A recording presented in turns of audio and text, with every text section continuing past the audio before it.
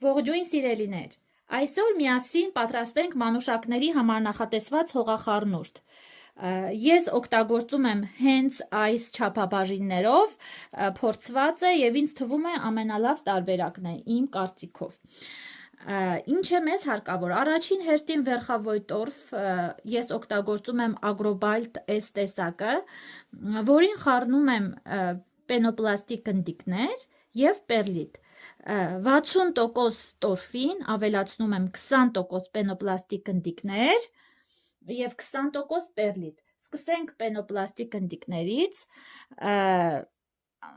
այսպես ավելացնում ենք հողախառնուրդին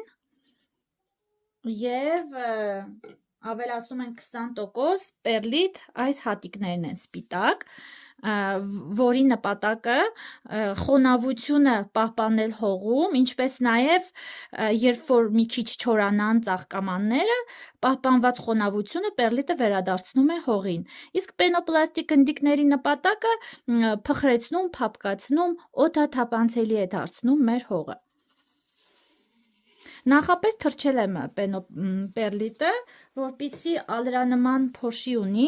այդ փոշուց ձերբազատվեմ և ավելի հանգիստ աշխատեմ։ Այսպես խառնում ենք մի լավ։